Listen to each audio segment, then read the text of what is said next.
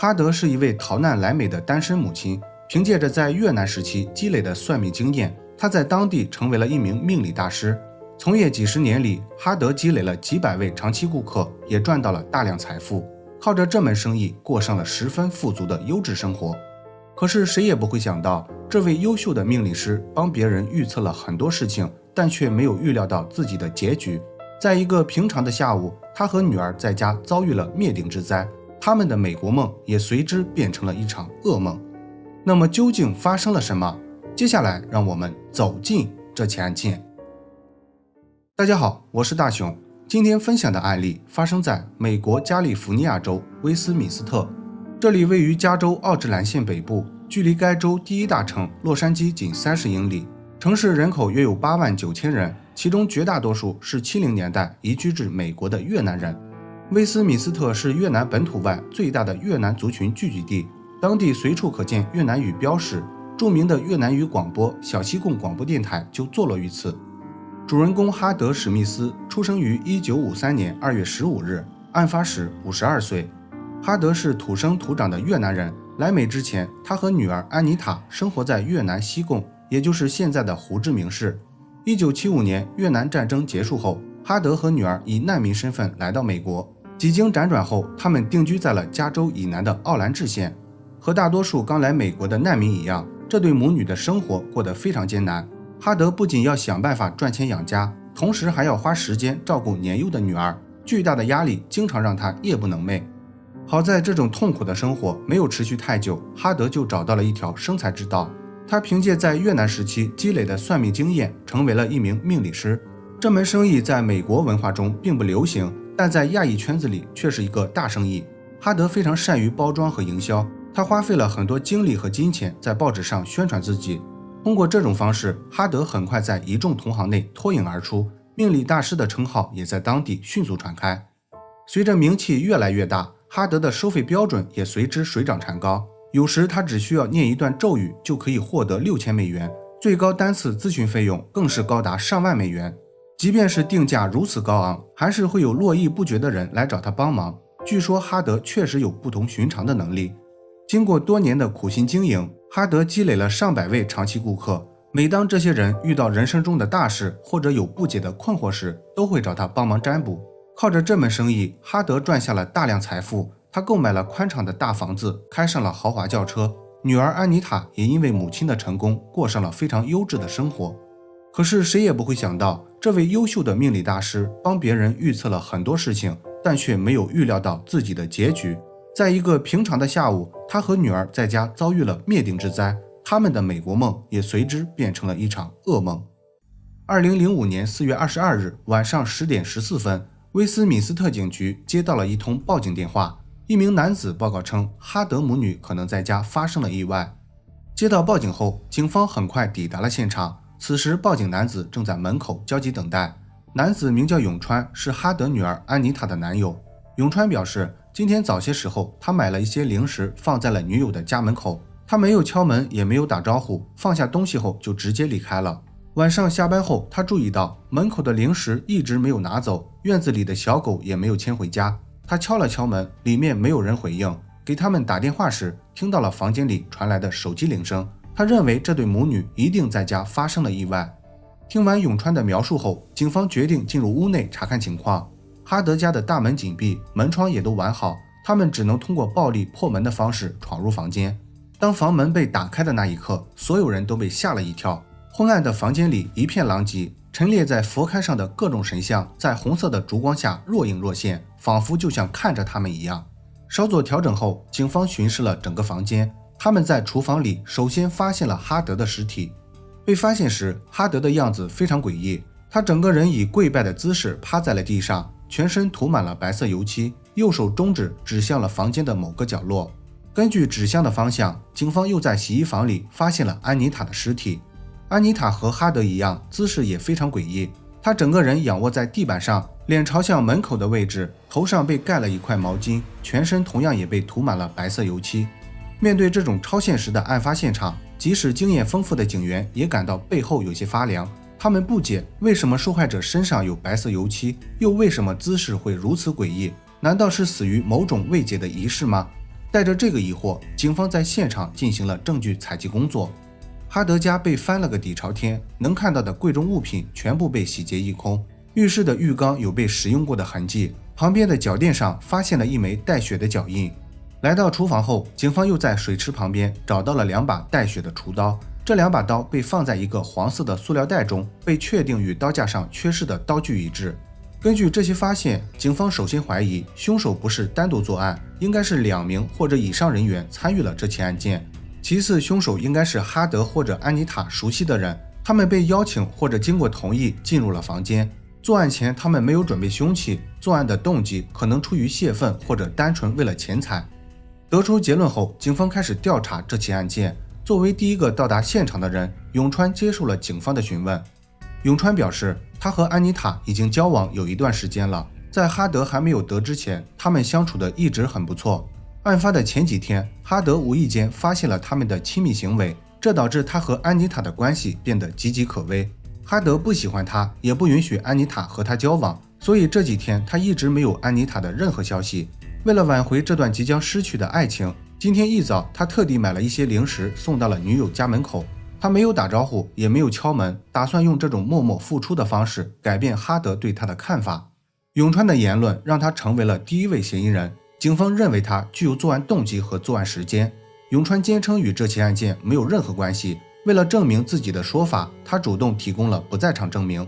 有几名同事作证说，这天他一直在工作，并且身上也没有任何血迹。这种情况，警方对他没有任何办法，采集完 DNA 后只能让他离开。接下来，警方调查了哈德和安妮塔的个人生活，他们了解到这对母女曾在几年前遭遇过一次入室抢劫，2名亚裔男子闯入他们家，抢走了大概10几万美元的钱财。事后，哈德认出了其中一个抢匪的样貌，但由于缺少直接的证据，这名抢匪和他的团伙并没有受到任何惩罚。警方怀疑这起案件可能与之前的抢劫案有关，抢匪在上次抢劫过程中大概率摸清了哈德家的财务状况，而选择再次作案。为了验证这一想法，他们又来到了案发现场，准备寻找能支持这一理论的线索。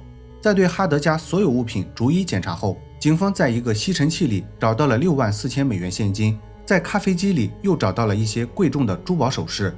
这些发现很好地证明了警方的推测，哈德母女很可能因为拒不交代钱财的下落而惨遭杀害。正当警方准备调查抢匪的身份时，一名穿着工装的男子出现在了案发现场。这名男子表现得对案件进展很感兴趣，一直在向周围的群众打听相关消息。警方注意到这名男子的手上绑着绷带，脚上的鞋子还有一些明显的白色油漆。想到案发现场有同样的油漆后，警方对他进行了询问。男子名叫拉里，是一名维修工，他表示和哈德是很好的朋友，平时经常去他家做一些维修方面的事情。他对这件事情的发生感到非常震惊，所以很想知道具体发生了什么。拉里的话引起了警方的注意，通常维修工都会有雇主家的备用钥匙，所以警方详细询问了他手上的伤痕以及鞋子上油漆的事情。拉里解释道说，他从事的这项工作经常会发生意外状况，手上的伤痕是前几天工作时被一个钉子划伤，尤其是最近在粉刷房子时不小心粘到鞋子上的。尽管拉里的解释比较合理，但警方也没有完全相信。征得同意后，他们对拉里的鞋子进行了检测。检测结果表明，鞋子上的油漆与案发现场的油漆成分不符，于是维修工拉里被排除了作案嫌疑。案发的1周后，警方拿到了犯罪实验室发来的报告。物证专家在对凶器检测后，成功在其中一把厨刀上提取到了凶手的 DNA 信息。DNA 经过对比后，与已知的所有嫌疑人全都不匹配，并且也没有在数据库里筛选到相关人员。前面怀疑的那2名抢匪都有过犯罪前科，所以这个结果也就间接证明此案与抢匪没有任何关系。排除掉所有嫌疑人后，警方决定再从哈德的客户里寻找线索。他们了解到哈德家每天都有人进进出出，这些人里可能就隐藏着他们要找的凶手。这是一项工作量十分巨大的任务。哈德不仅有几百位长期顾客，而且还有很多慕名前来的散客，想要一个个调查清楚，几乎是一项不可能的任务。正当警方不知道该从何下手的时候，他们接到了一条重要线索。银行方面表示，哈德的信用卡在洛杉矶的某个商场里出现了消费记录。根据这条线索，警方调取了商场的监控录像。通过分析后，他们确定是一对亚裔男女使用了哈德的信用卡。警方认为这对男女可能是在试探性消费，如果不出意外的话，他们还会再次出现。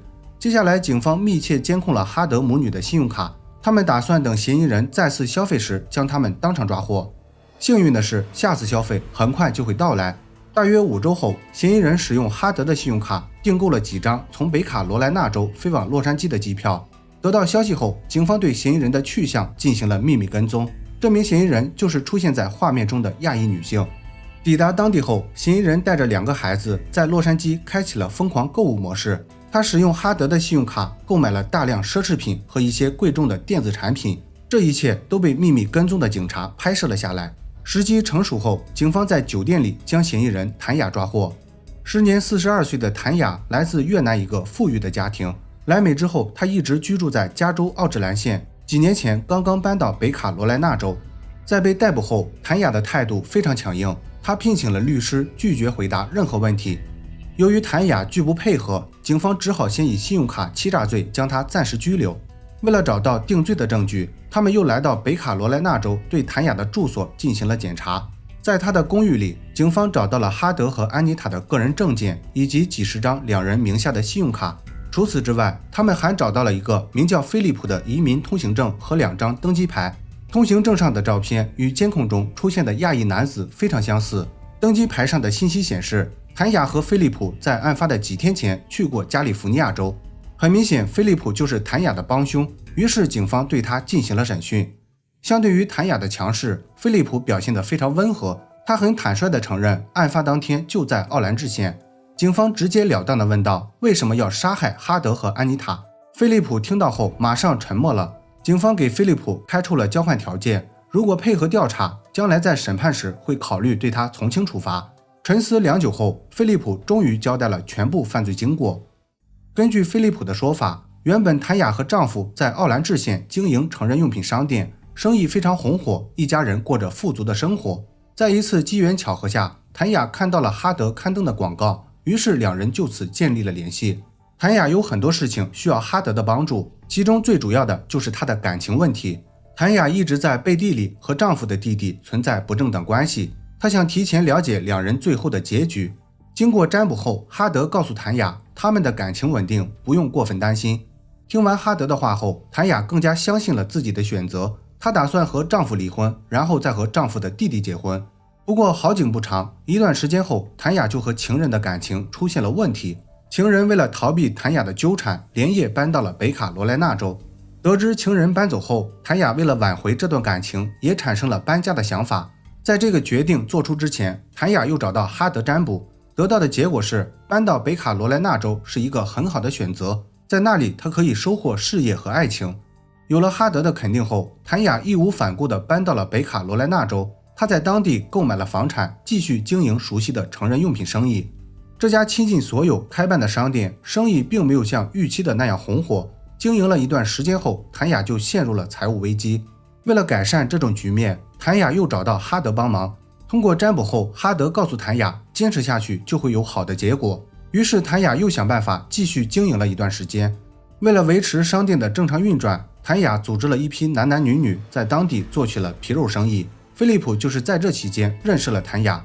菲利普在当地有一份不错的工作，也有一个美满的家庭，但他却在背地里一直过着不为人知的同性生活。通过谭雅的介绍，菲利普认识了很多同性伴侣，于是一来二去，2人就成为了朋友。自从搬到北卡罗来纳州以后，谭雅的日子一直过得非常不顺利，她的生意几乎没有好转，走向了濒临破产的地步。更重要的是，情人也和她彻底切断了联系。在事业和爱情的双重打击下，谭雅对哈德产生了极大不满，她认为哈德欺骗了她的信任和金钱。为了平息心中的愤怒，谭雅决定对哈德和他的女儿实施报复。她知道凭自己的能力无法制服哈德和他的女儿，于是思来想去，决定找菲利普帮忙。谭雅给菲利普开出了一个无法拒绝的理由，她承诺事成之后会帮菲利普介绍一个满意的伴侣，并且永远会保守这个秘密。如果不答应，她会把菲利普的秘密公开，到时候菲利普将会身败名裂，丢掉家庭和事业。在谭雅的威逼利诱下，菲利普只好答应了这个要求。案发的几天前，2人提前来到当地商量作案计划。通过预约的方式，谭雅买断了哈德这天的所有时间。来到哈德家后，谭雅没有表现出任何异常，她甚至微笑着和哈德聊了一会儿家常。当哈德转身去厨房为他们冲泡咖啡的时候，谭雅微笑的脸庞瞬间变得狰狞，她抓起一把厨刀狠狠地刺向了哈德。听到母亲的惨叫声后，安妮塔冲了出来，打算和谭雅搏斗。菲利普吓坏了，他愣在原地，一下没有反应过来。谭雅冲他大喊快点动手后，菲利普才抓起一把厨刀制服了安妮塔。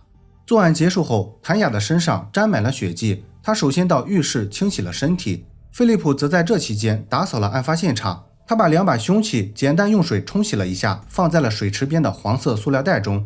谭雅冲洗完后，两人开始在哈德家四处翻找值钱的东西。搜刮的差不多了，谭雅又让菲利普到五金店买了1桶白色油漆。起初菲利普并不清楚油漆是用来做什么的，买回来后才知道，谭雅让他把油漆倒在哈德和安妮塔身上。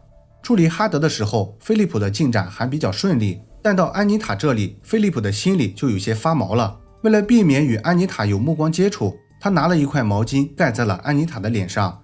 处理完所有事情后，谭雅就让菲利普收拾一下东西，赶紧离开。由于菲利普过于紧张，他把放在水池边的凶器完全忘记了，所以那2把凶器就被遗留在了案发现场。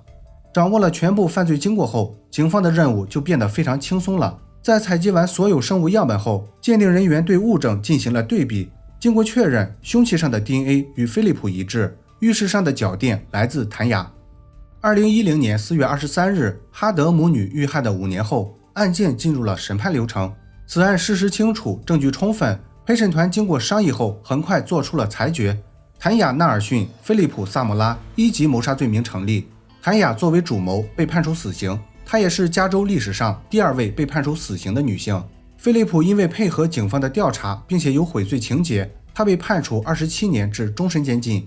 本案中最诡异的白色油漆，最终也没有找到真正的动机。警方认为这是谭雅为了破坏证据使用的一种手段，但也有人认为这是来自某种不为人知的仪式。大家有什么看法？欢迎在评论区里讨论。好了，本期案件分享到这里也就结束了。如果你喜欢我的节目，请帮我点赞加关注，非常感谢大家的支持。我是大熊，下期见。